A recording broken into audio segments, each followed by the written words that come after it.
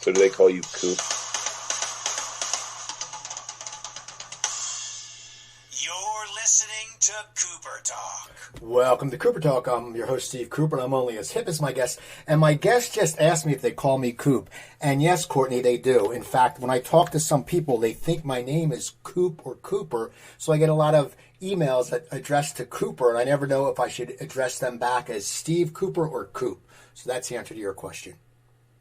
Mm. Yeah, I did know one very elderly man named Cooper outside of Jackson, Mississippi, which is where my wife is from.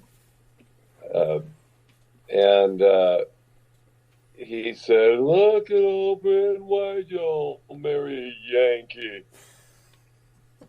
Yep, that's my one Cooper Duckworth quote. Well, there you go. His first name is Cooper because my last name's Cooper. But we're here to talk about you, and my guest people is Courtney Taylor-Taylor. Well, now I have, I have both of my names, all of my names are now first and or last names. Now, do you run into, how did that, isn't that funny how it changes? Like for me, when I was growing up, Cooper was a last name, and then it started becoming a first name, and then a lot of dogs were named Cooper. A lot of people have pets named Cooper. But for you, you're right, Courtney Taylor-Taylor. Yeah. Yep, it's true. And then I was the only Courtney as a child that anyone had ever heard of. And I also lived, in the Portland area, in Portland, Oregon, in the 20th century was a total armpit. So it was pretty, we were isolated. We didn't have a lot of names that weren't, Jeff or David or Kevin or Mike or Mark. So, but now, then, like there's girls and there's porn stars, there's football players. It's everywhere, And did you? God, Courtney Love, lived in Portland. That's where she met Kurt Cobain at Satyricon, which was basically my living room for my entire life until the Dandies got signed and just kind of took off on tour for the rest of eternity. But she was a very, very aggressive social climber in the Portland, alternative weirdo scene, which was a very small and very weird kind of loser-ish punk, wavo, art freak scene. And when I was 17, I was at some lucky rich kid house that got to have an apartment while in high school downtown. So a bunch of the Wavos are hanging around, looking through. I remember David Bowie had come out with the first interview in forever with a big wave to his groovy hair, 50s motorcycle jacket, Levi's, turned up at the cuff, and pointy black cowboy boots. And a couple other new Wavos came in and introduced themselves, and I said, "I'm Courtney." "Okay, you're Mike." "Okay, you're David." "You're Courtney?" "Hey, I'm friends with Courtney Love. She says you got to change your name or she's going to kick your ass." True fact. True story. I got to ask you, you said where you grew up it was an armpit then. What made you get into music? I want to talk about the new album. What made you get into music? Growing up, what was your life growing up as a kid? Very suburban, lower middle class. Our ranch style house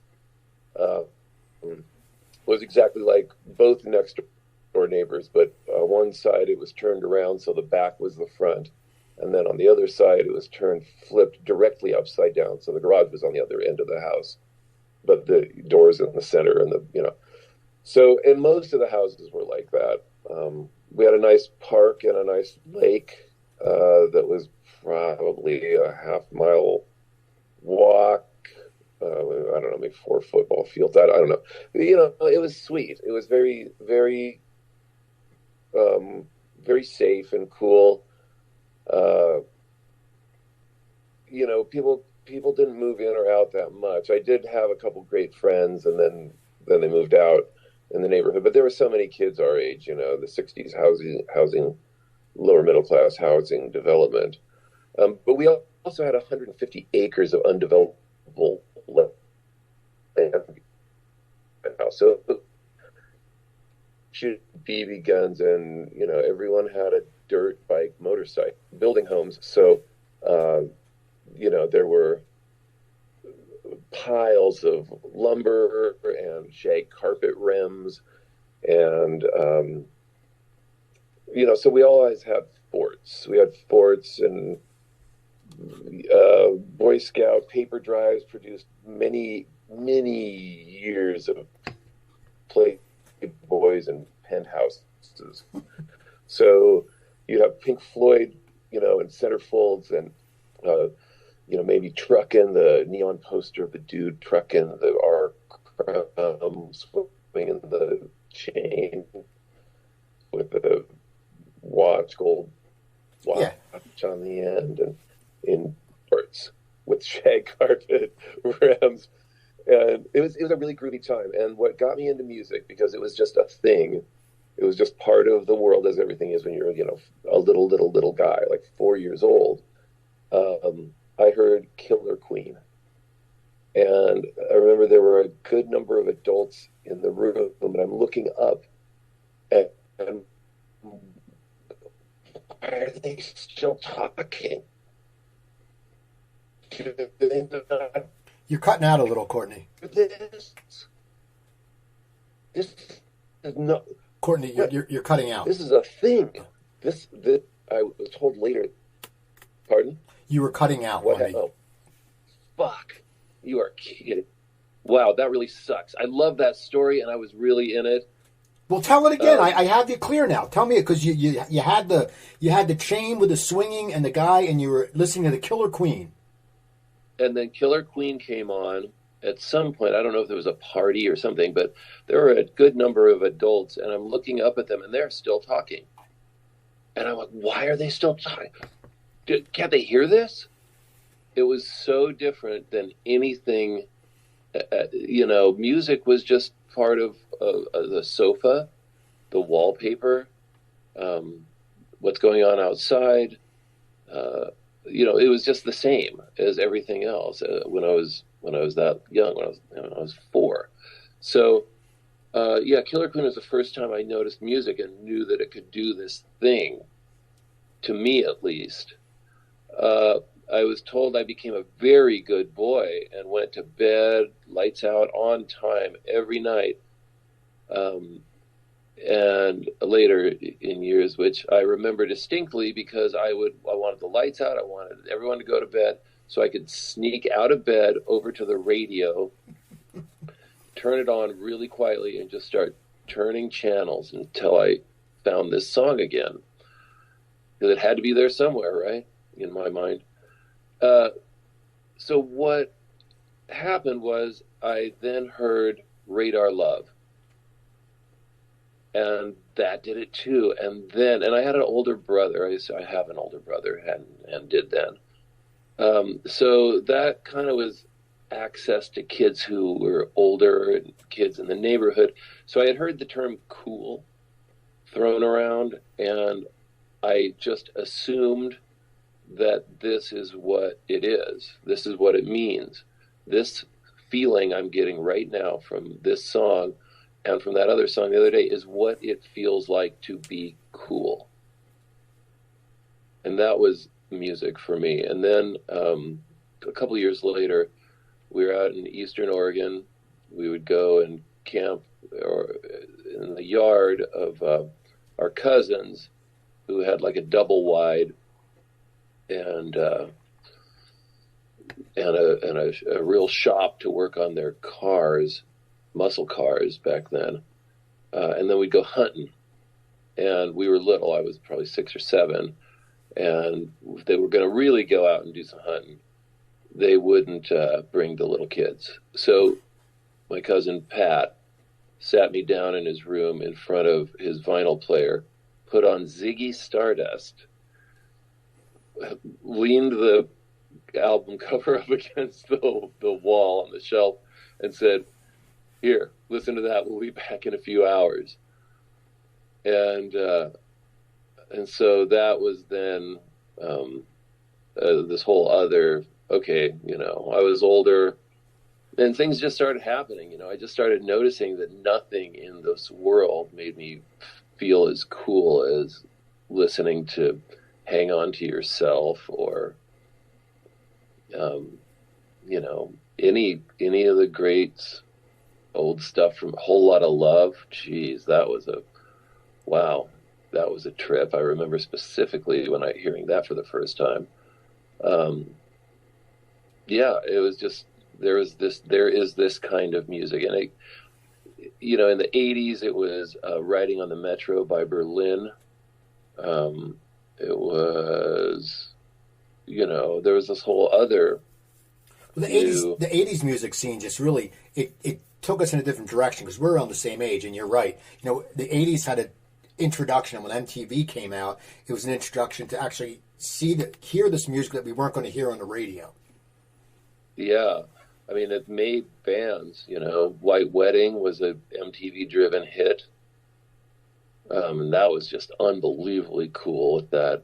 I actually talked to Steve Stevens about a year ago, and I said, "Did you play on White Wedding?" And he said, "Yeah, man." I was like, "God, it's so different than any other Billy Idol song and you're on all of them, I guess." And he goes, "Yeah, absolutely all of them."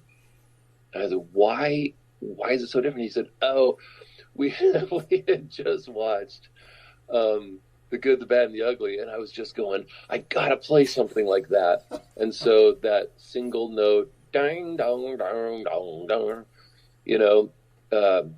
obviously the Sergio Leone soundtrack is pushed in out of tune, fucked up old instruments level is beyond the beyond. He has a very nice tone, but it's a very cool tone. But it's not going, which obviously that soundtrack is probably the single most impressive movie soundtrack ever made. I mean, it's powerful, and there's nothing like it, and it's pushed to the edge of unlistenable, and yeah, it's amazing. But anyway, so that's what he was doing. It's amazing to actually get an answer like that after, I don't know, 40 years of wondering. Now, when did you start to play music? You were enthralled by it. It was something that you loved from when you were a little age. But when did you sit there and say, I want to do this. I love this. This makes me feel a certain way. I want to know how to do this. Well, it was more like taking lessons. After I heard that first Killer Queen, I said, I want to learn how to do this. And my mom said, "Oh, music lessons." So it was violin. It didn't last very long. And that isn't that. And then it was piano after that. And then it was drums after that. And drums is what I stuck to, because that was satisfying. You just put a record on and play along with it. And it was physical, and it was rad. So I was a drummer. I played in symphonic bands. I went to symphonic camps in the summer. That's where I met Pete. Pete and I first crossed paths as I think I was a junior, going into my junior year in high school, and he was going into his sophomore year. We were both symphonic musicians. I played in marching band, I played jazz lab, all of that as a drummer. And if you're going to be a serious percussionist in a symphony, you're going to learn how to play chimes, which is laid out like a piano. I really enjoyed timpani. Was kind of my favorite of the instruments to play. And so you've got to be able to tune them, and you're just playing two very convenient notes that are intervals that are powerful and convenient to the part of the music that you're going through. And you got to understand that percussionists are the greatest counters of ever. We have a special gift for counting 136 measures patiently and not effing it up. And then that one moment, 136, 2, 3, 4, 5, bing! You hit a triangle, and then you count for 64. more measures of rest. And then you might do it again, or maybe you go over to the snare and lay out some crazy flamadiddle, back to maybe, could be anything, but we're great counters, percussionists. So, hold on, let me plug my phone in. Just a second. Okay. All right. Safe from phone dying. Anyway, so that's my musical history. So then okay, you're playing drums. So when do you switch up? My karate instructor, who was one of my best friend's dads, that had the dojo 2 doors away from my house, just 2 doors up the street. He said, "I will trade you karate and taekwondo lessons and a little kung fu." I think he had in there too. But for if you give me drum lessons, and I was like, because his son and I sparred all the time. So I didn't really need lessons from him. I said, I don't really need lessons. Vern and I do this pretty much every day and have done for, a couple of years. So he said, well, I'm not going to learn how to play guitar, but I have a guitar. I'll trade you guitar for drum lessons. And I said, great. So I got a guitar. At the same time, I got what we had back then was a 4-track cassette player that recorded not 2 tracks of left and right, but 4 tracks all in the same direction. So you could lay down drums, then you could lay down a guitar over it, then you could lay down a bass, and that's 3. Then you can bounce those over to that 1 empty track left over. Now you've got those 3 tracks. You can't go back and change them, but you've got those available so that you can now add synthesizers and 2 vocal tracks or piano or whatever. So I learned guitar at the same time I learned what recording truly is, without anyone telling me anything about technique or the technical specifications of sound or what it's really doing. It was only what I liked, what I wanted to hear. And I learned another chord. Now I can write a song with 3 chords. Now I learned another chord. I could write a song with 4 chords, or I could just use this chord, and that one. So that all became a fully developed thing at the same time. And then a few years later, graduated from high school, I went to the jazz college that all the gods of jazz that lived here, Leroy Vinnegar, Mel Brown, Thera Memory, all these heavy jazz cats. Mel Brown was signed to Motown Records. He was their drummer, one of their drummers.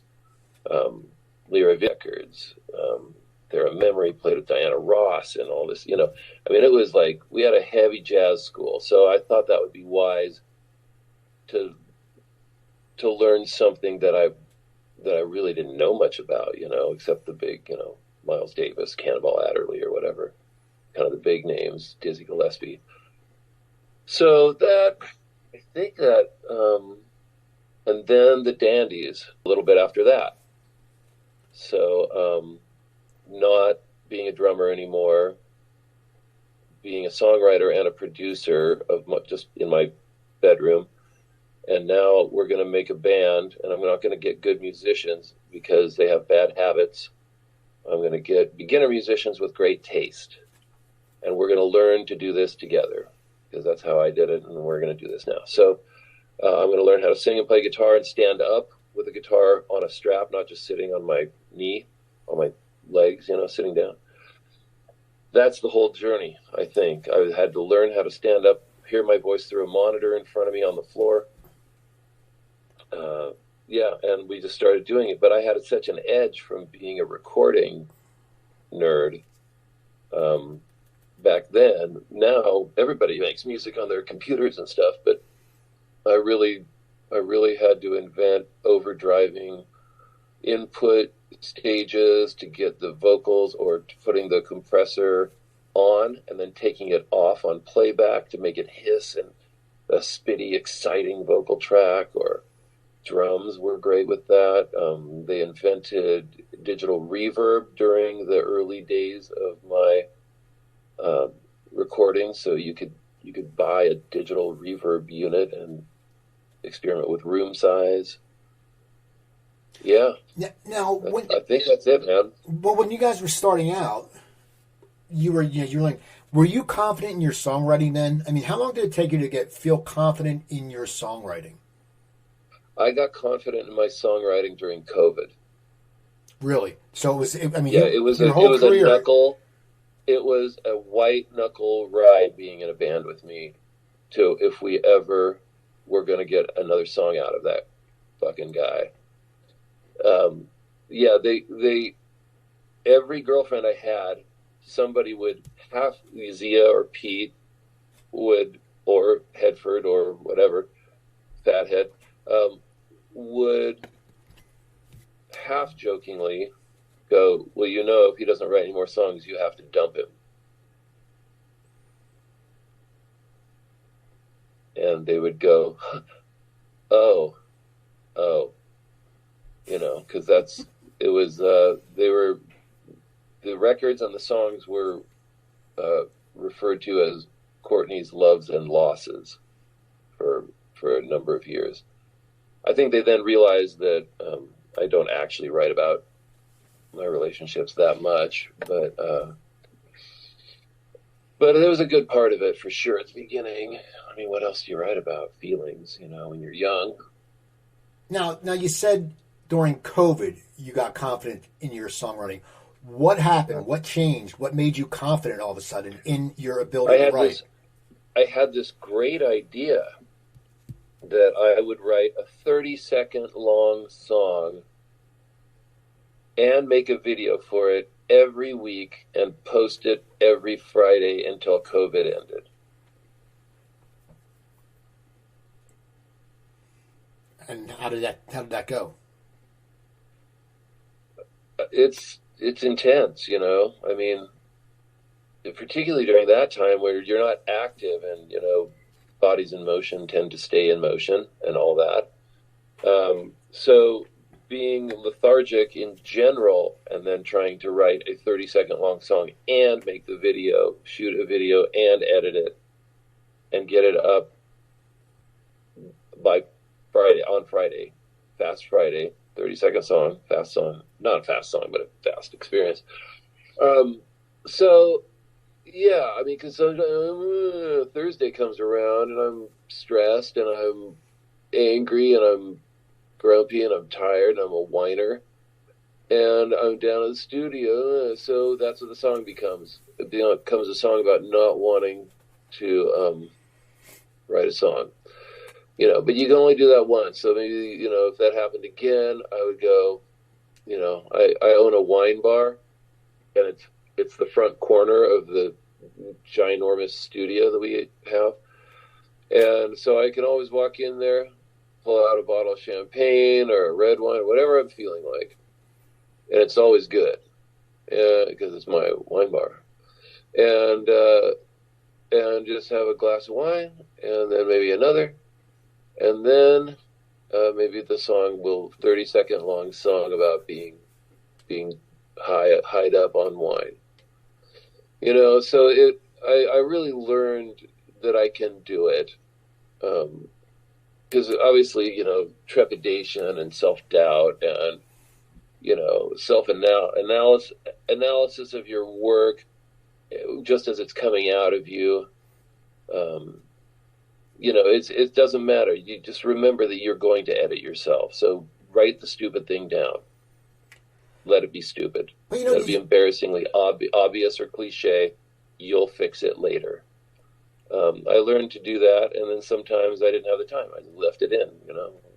Now, I got to ask you, though, okay, in the early days, you know, you had hits, you were making albums, and you didn't have a confidence then? You didn't think what you were producing was good? I mean, you know, it wasn't like you were just some newbie. There were very few lyrics because I wasn't a lyricist. So I only just tried to say something that's on my mind in as few words as possible and try to remove anything that might be embarrassing. So there aren't a lot of words. And also, we really were a shoegazer band. That's how we started. I mean, that's all we did. We tripped, we'd go play gigs in San Francisco or Portland, and we would then go and do and party all night and listen to the Verve and Mazzy Star and the Jesus and Mary Chain, and try to find people to have sex with. And then we'd wake up in the morning, try to collect ourselves together, and we'd try to recover, drink water, somehow get ourselves fed. And I just remember countless times all laying around together on the kind of getting your shit together and getting kind of up and where we're going to drive today. Okay, but listening to the Velvet Underground, Mazzy Star, Ride, My Bloody Valentine again. Like just more and more. So we were a shoegaze operation in the beginning. So it didn't require a lot of lyrics and intense stories. It was all about the beauty and the texture of music. Now, when did you guys get your record deal? How did your record deal come about? Your first record deal? We had gotten signed to. We had become the hot band in Portland, and so we got signed to an indie label, a Portland label, but it was the label. It was the label. It had William S. Burroughs with Kurt Cobain. It had Hole. It had I don't know, shit like The Headcoats. It had it was just a really happening for an indie label. So we went into the studio and we had Tony Lash, who had done like Elliott Smith stuff, Heat Miser, and he was the guy. He was very, very, very good. For a local dude, there was nothing like him. So we got him, and then there was a lot of fighting because I had developed as a producer without having any technical schooling, and then some technical schooling and recording classes in that jazz college I went to. So, and I didn't want a normal sound, obviously. Nobody in my band did. So we had some fighting, but I definitely learned a lot there. I also had, as a drummer in bands, had been interested in the filmmaking and had basically studied MTV since the day it came on the 36 channel box. And so I knew a couple rules. One, you don't have more than 2 shots. You just go back and forth. You have a story, and then you have the band performance. So we had all our kooky friends dress way up and come to be the dancers, and we played lip synced to the song over and over and over and over, and then I followed my friend around while he vandalized a supermarket dressed as basically Pee Wee Herman. And then I had to shoot it all back off my TV, make some black scrim to put around the TV, then shoot it all back off of there with a video VHS camera, put on auto record, and then a VHS, or no, it was a Fisher-Price cassette film toy camera that if you ran it all the way to the end and hit record, it would stay in record, send it directly through to a VCR so you could get that lo-fi pixelated fisheye lens that it had going directly into a VHS tape. And so, TVs used to have the little dials along the bottom. So I rolled out all the color, increased the contrast, and got the texture right, filmed it back off, of that. And then a buddy of mine edited Fish in the Great Northwest for cable. So when he was done, he would let me come down, and his editing suite was maybe 7 blocks from my house, from my apartment, me and Pete's apartment. So I would walk down there at night, and we would spend an hour or two editing this thing, and then MTV picked it up and played it on 120 minutes at the top of midnight, the peak moment, 2 weeks in a row, and that was it. Major label bidding war.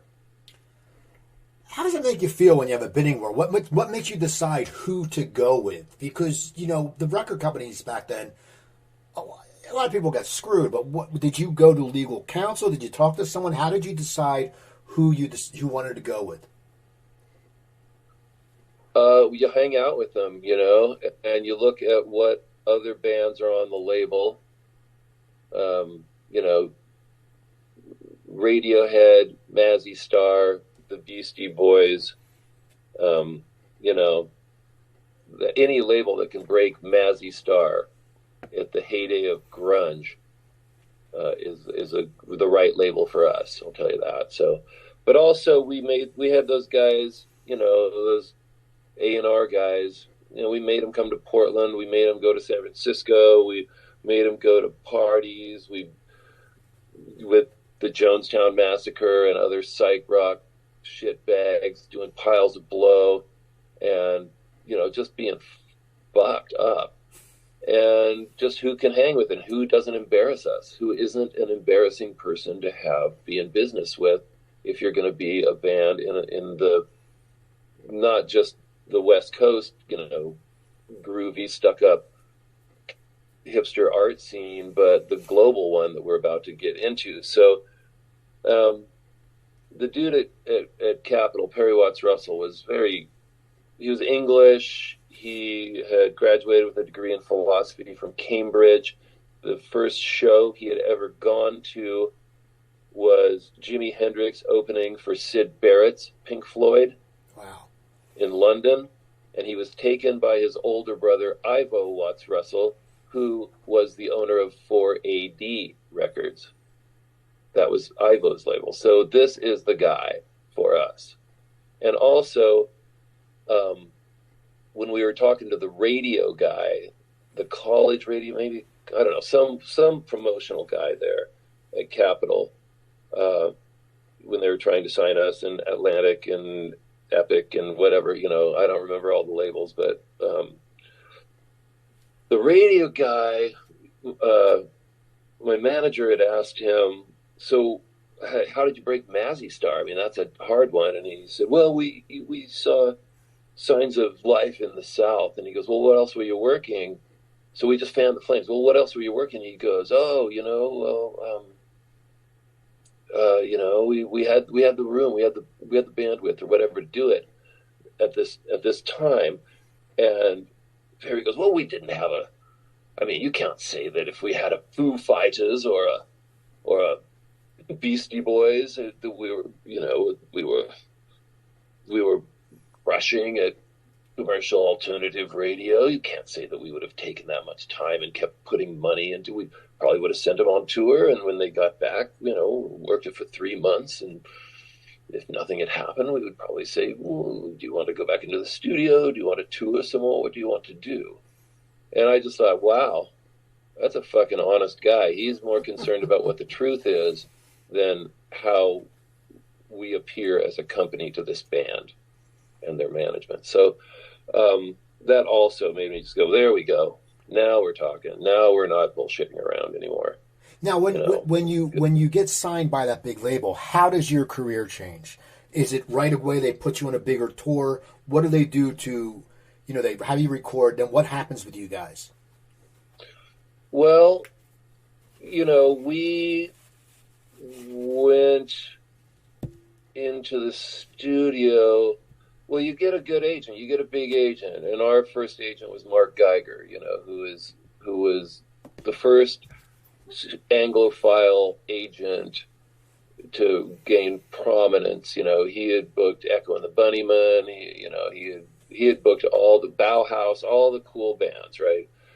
out of LA, and he's like a preppy hey guy, he's like a preppy hey guy, and but he's got great taste in music and a fairly savvy businessman, over time has shown. So he put us on with Echo and the Bunnymen's incarnation called Electrofiction.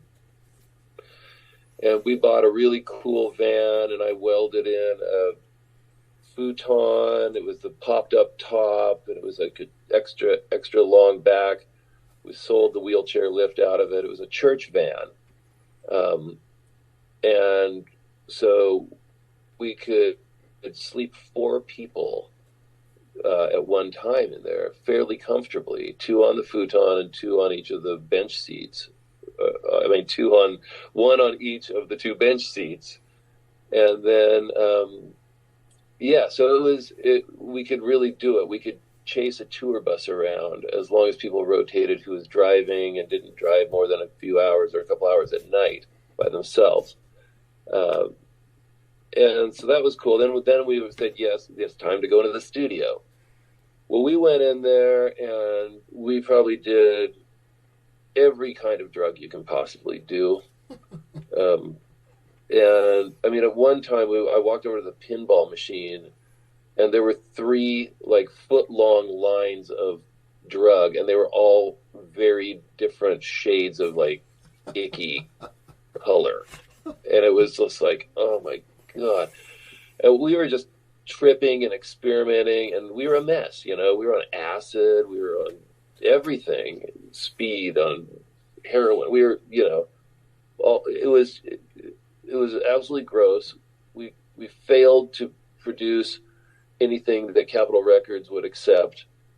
And they said, let's book you in with blah, blah, blah, blah, blah, go back to your first record. Tony Lash, a responsible guy. You're going to fight and argue with him, but the dude gets it done, and he's great.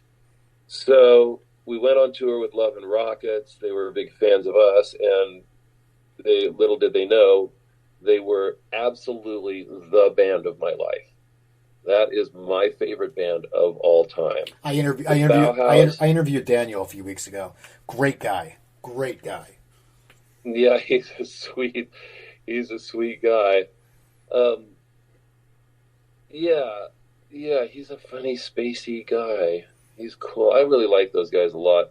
So we went on tour with them, and then we went back in the studio, and then we got it done, But by then and then they released Not If You're the Last Junkie on Earth as the first single. And then when it came to releasing in England, they said, hey, this hasn't gotten released yet. The label says they want a really lo-fi, punk, crappy video, and they want to release it to Every Day Should Be a Holiday first. So I did. I made a very, very hardcore looking video because my friend, our very good friend, who was our guitar tech later, he had learned to be a great guitar tech, and so we could take him on tour and stuff because he was such a rad and wild, weird guy. He was an ambassador's son, I think.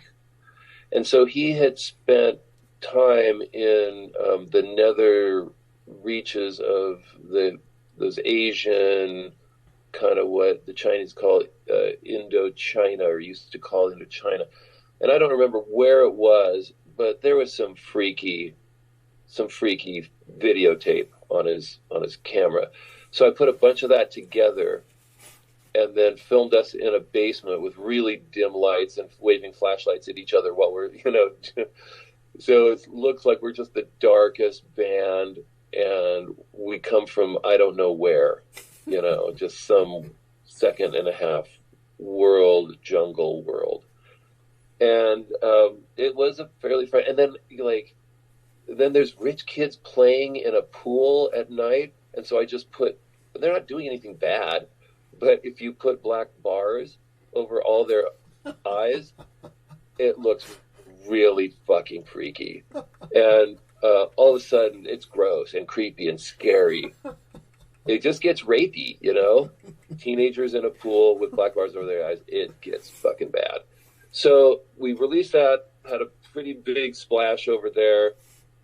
We talked openly about drugs and partying and sex and all that stuff. So the English, you know, went, woo, woo, woo, woo, oh, daddy, woo. So what'll they think? What'll they do next?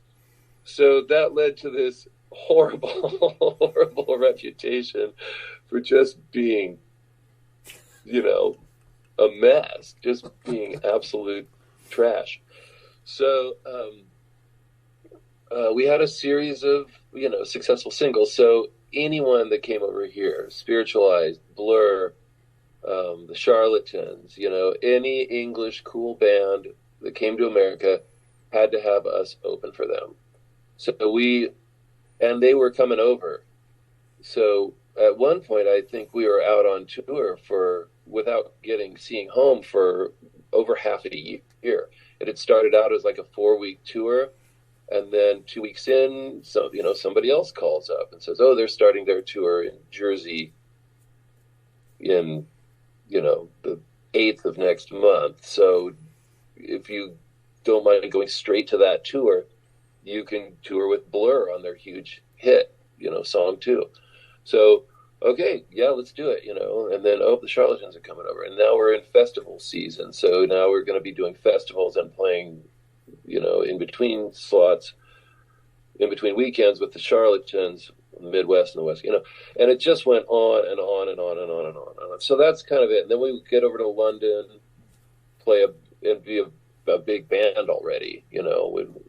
When we got back to London after being an indie band, yeah, we weren't playing the Falcon Pub, you know, in Camden Town anymore. We were playing like the Forum. Now, Bohemian Like You ended up being on a commercial. Did you ever see any of this coming? Because that, you know, I know you made a nice chunk of change off that for the thing, but how did that end up being on a commercial? And it sort of changed you, because that's when you went back and bought the auditorium, right?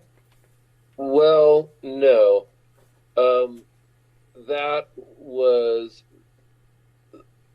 That song was the lowest charting single we had released in England to date when it got released. It was the biggest failure we had released on 2 records released in the UK.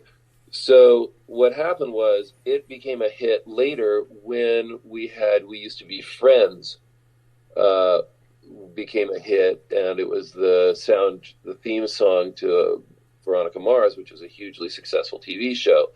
So it was both of those things at the same time, plus the massive amount of radio airplay, because you got paid well. Radio paid well, and maybe still does, old school radio.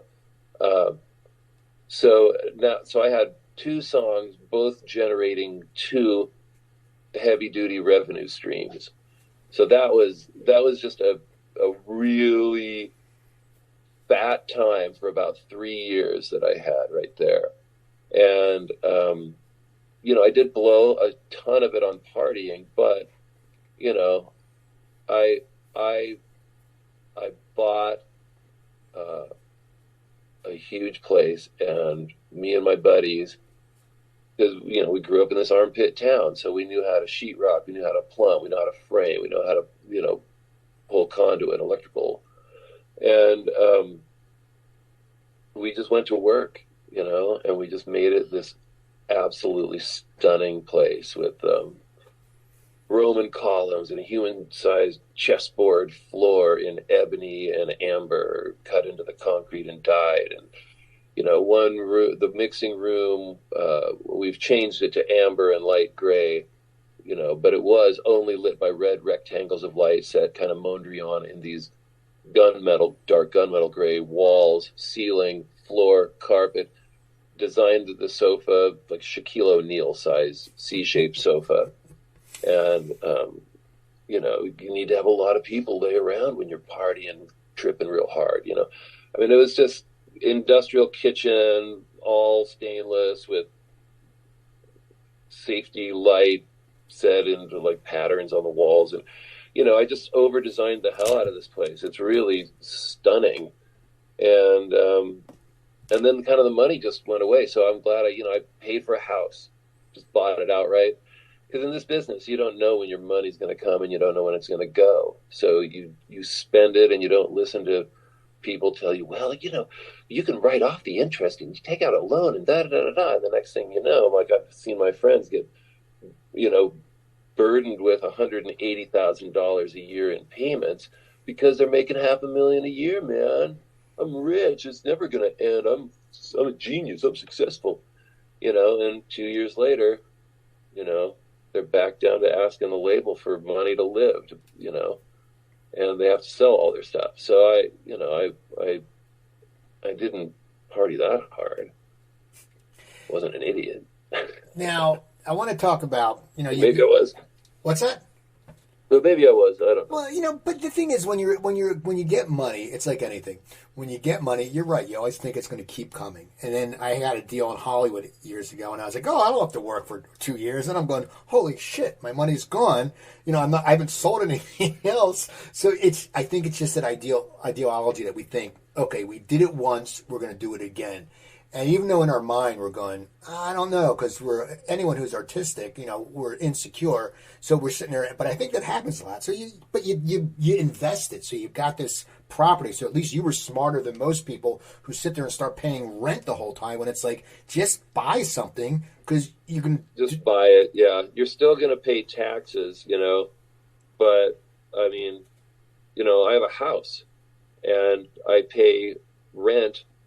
My taxes are about equal to a 1-bedroom apartment, Exactly. So basically, I just pretend that money never came. I just got a way cooler apartment. No, we mentioned earlier about the pandemic. Is that when you wrote The Summer of Hate, or was that something you wrote recently? Yes, the new of single? Course. Yeah. I mean, Portland was being destroyed. Mobs were coming into town and rioting, and it had started, like San Francisco. People called that the Summer of Love, but my uncle lived there from 1964 to 1971, and it was not the Summer of Love. It started as the Summer of Love, and they're so beautiful, flowers in your hair.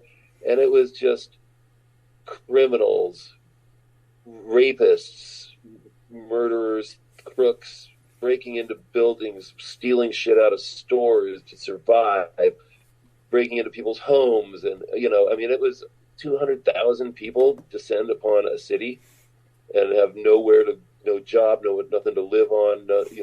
They're just animals, right? And they're desperate to survive like any animal.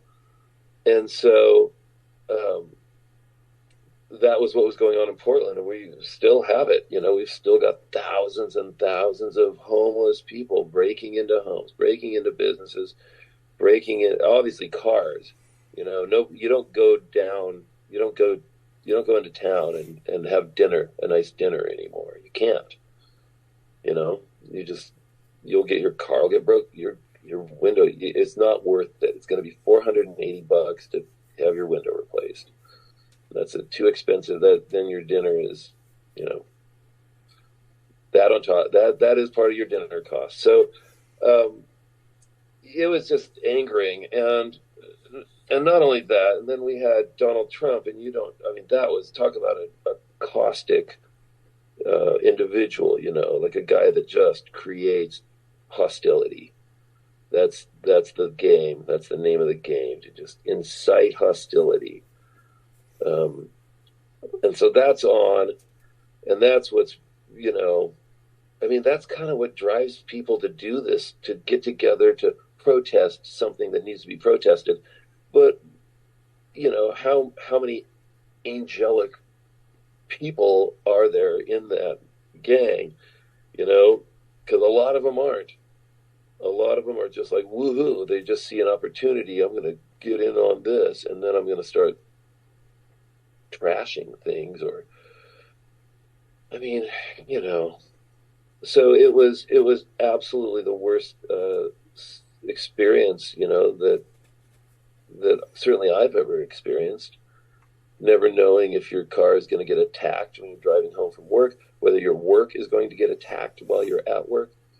You know, if you stop to get lunch, is that falafel joint going to get attacked while you're in there?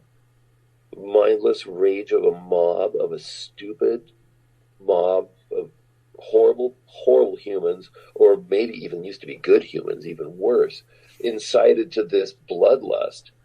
And there you go. There's that song. I happen to be born in the summer of love, also, by the way. Now, how do you start looking at when you're writing lyrics and then you're writing the music, when you have, you can tell you have a very opinion about it.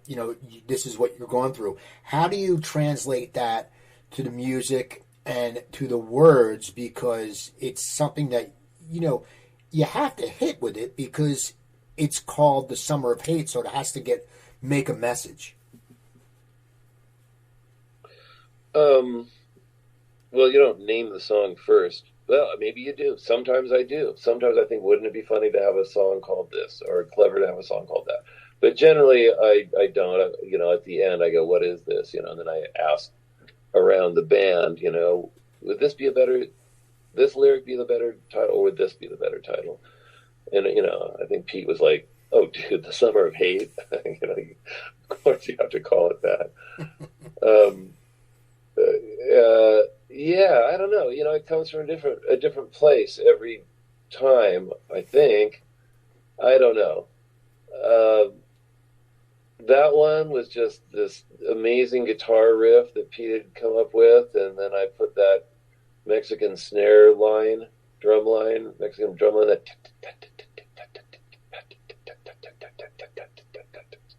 I put that down as it. As the beat, and got the sounds good, and it was just like, God, this is cool, man. This is really cool. What a vibe.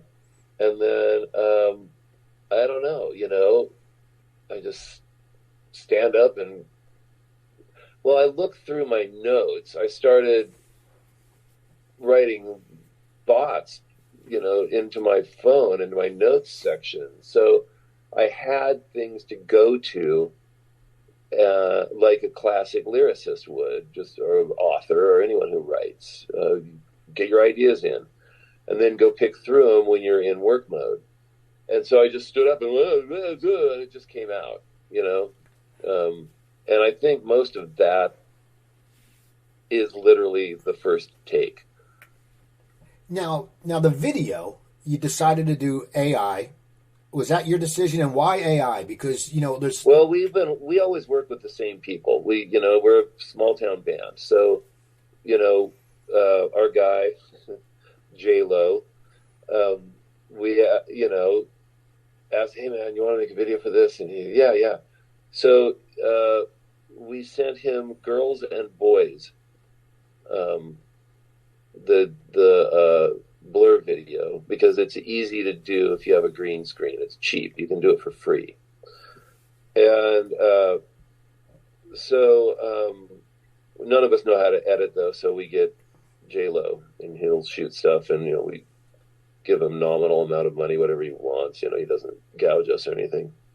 And he's a very successful commercial editor, so he does fine. But he just loves working on art projects with us. He's been doing it for 20 years. So he shot us on the green screen, and then he had made up this amazing background for it of film, and then he was just going to put us in, and and that would be the video. But he emailed us and said, hey, another one of my dork, because he's in this social world of video tech dorks, and they're always playing with the newest stuff.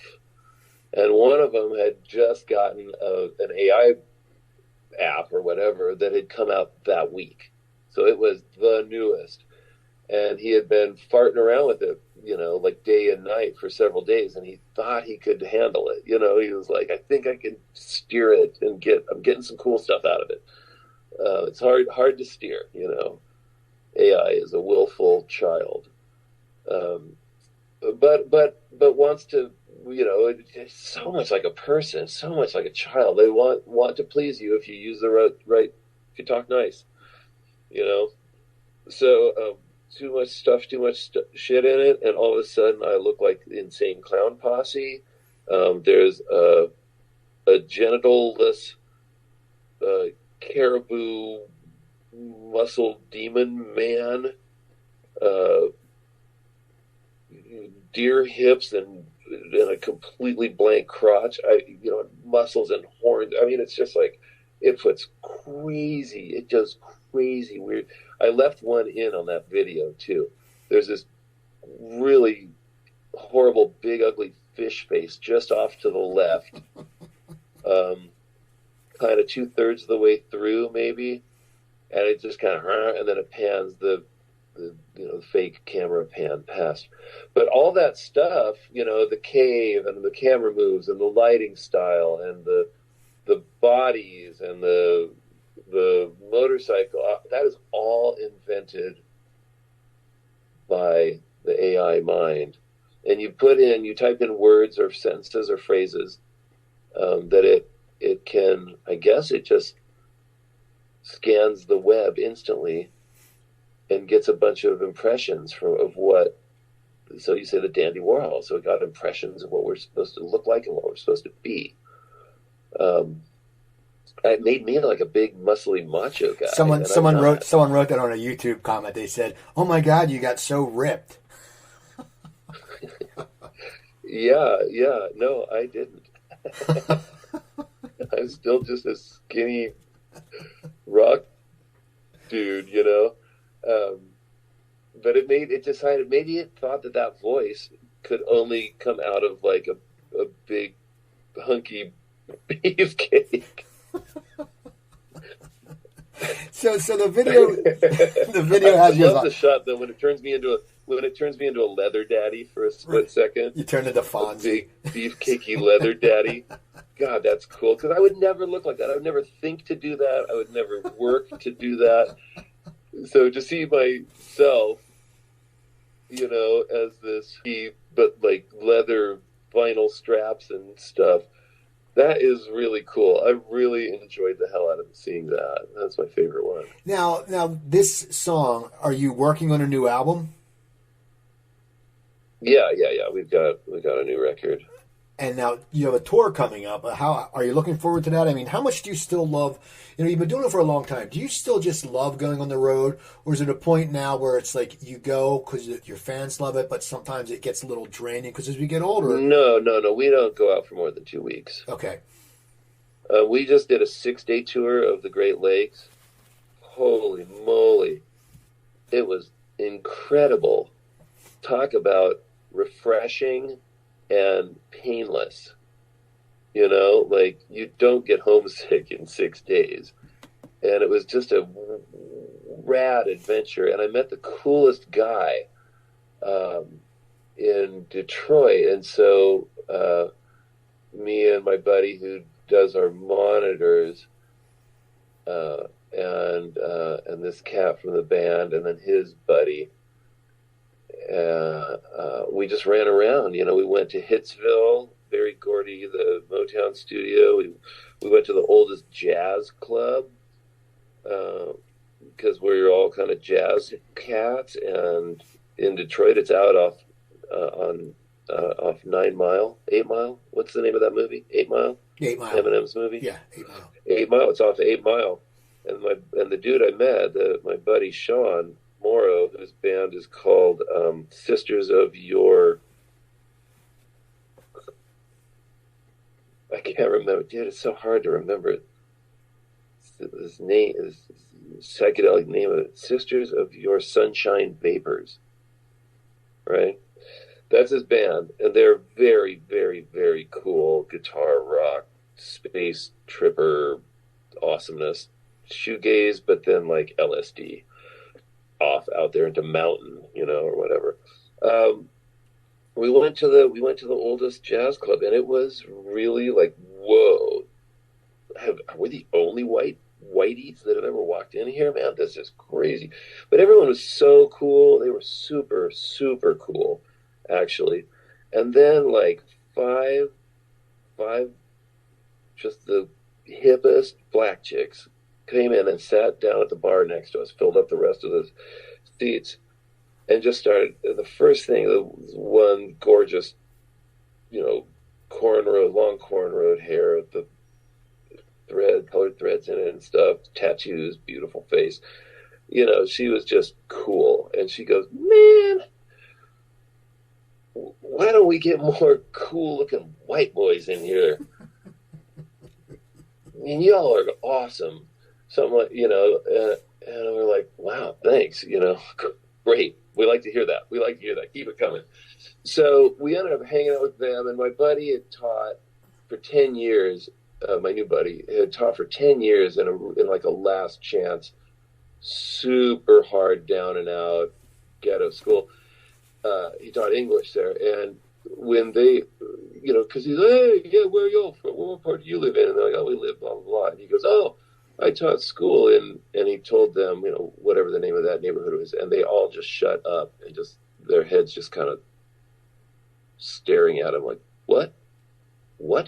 He goes, yeah, I know, yeah, but he was fine. He was totally fine, and he might have really helped some kids and whatever. But it was cool. It was like being in a completely different country, and I had never really experienced, the soul music and the jazz music side of, and that's all we did. The art, weird found art museum project, and I mean, it was.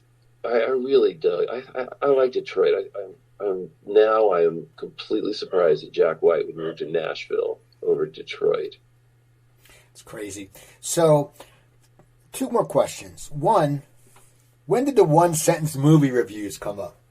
Because I think it's a great idea on the website, because I'm tired of, you try to read a review and it's like 18 pages long and you go, fuck this, I don't feel like doing this. What made you come up with one-sentence movie reviews on the website? That is exactly why I did it. Just, you have to really have subtext. And because I had written a screenplay and worked it over for years, decades really, you'll learn a lot about subtext if you really want to be a good writer. So I realized that I could imply, wit, a bit of humor with brevity, and I could also imply maybe what kind of bad it is, or what kind of good it is, So, like Troy, my review of, is it called Troy? Is that the one with the Irish actor with, and then it's like a Brad Pitt with this like kind of Duran bouffant Duran. Yeah. Just bleach blonde white guy with tan, apparently a Greek, and and it's just, his makeup is visible, and it's just absolutely unwatchable because of just that alone. Just the way they look was. No, Troy, I don't think it was Troy. I think Troy, was it? God, I don't remember now. But yeah, it was unwatchable because I was so distracted by the super wonderful 80s camp hairstyles and makeup. I couldn't believe these ferocious warriors were, so shishi and Vogue and, 80s, throwback hip. So that one, I think it was like, oh my gosh, look at his hair. Oh, he, oh, ha.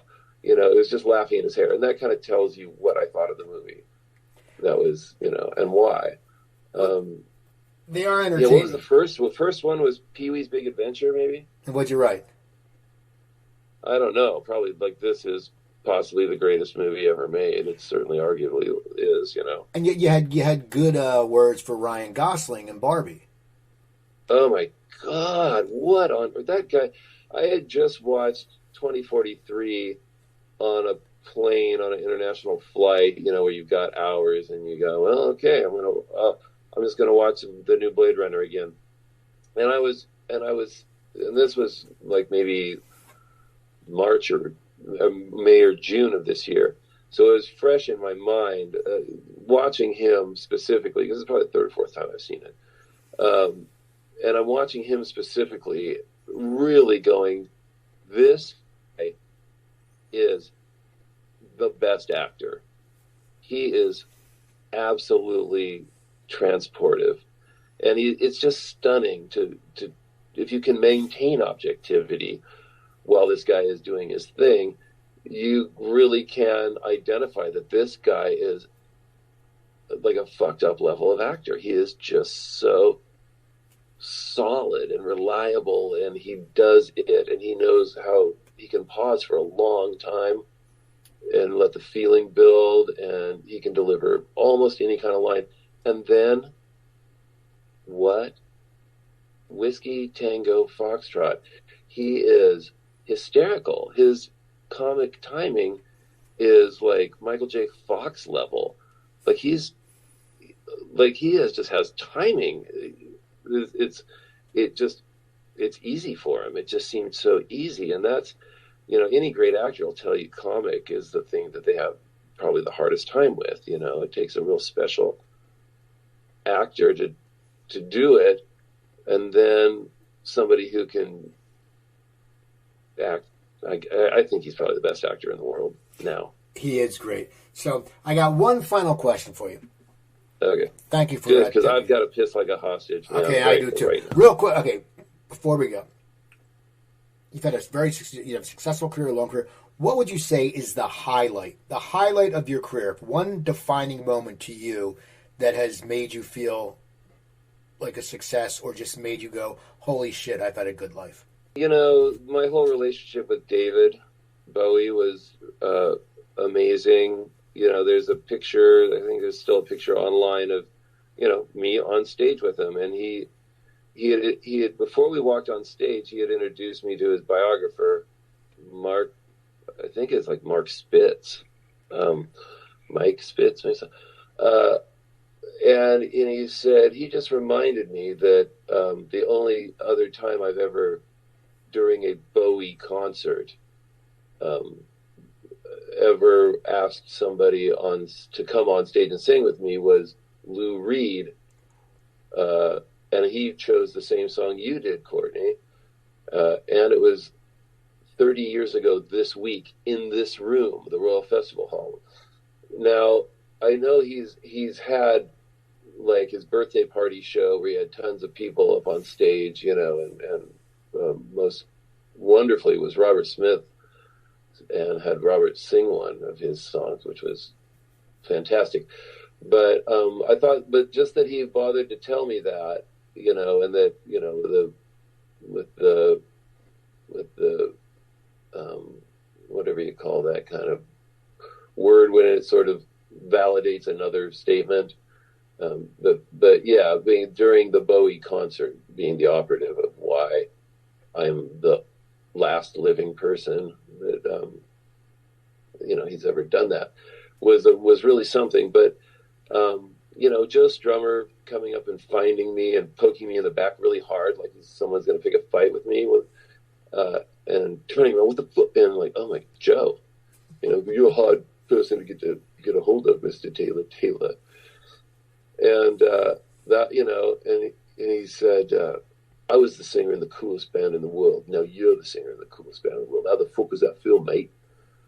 You know, those kind of moments, just being validated by the gods of rock and cool rock and stuff like that. Those were the ones that really stand out. finishing a record and having it released, the first time you actually put out, you get the record done, you get the artwork done, you put out, that has happened to me a great number of times now too. But those are the kind of the things. Anytime you do something new, direct a video, get it on an MTV plays it, that was spectacular. Sitting up with Robert Smith drinking Greek white wine until the sun came up, and like these things are I mean, they're like that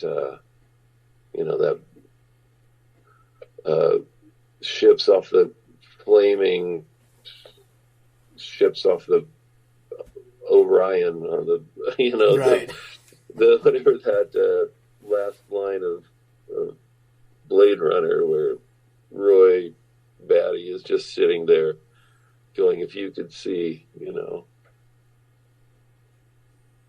Well, you've had a very good life, my friend. I want to thank you for coming on. People, go to dandywarhols.com. Check out the new video, The Summer of Hate. They'll be on tour soon, so go to dandywarhols.com. Go to my website, coopertalk.net. You can find over 970 episodes. Email me at coopertalk.net. Twitter, I'm at coopertalk. Instagram, I'm at coopertalk1. Remember, I'm Steve Cooper. I'm only as hip as my guests. Don't forget, drink your water, eat your vegetables, take your vitamins, and I'll talk to you next time.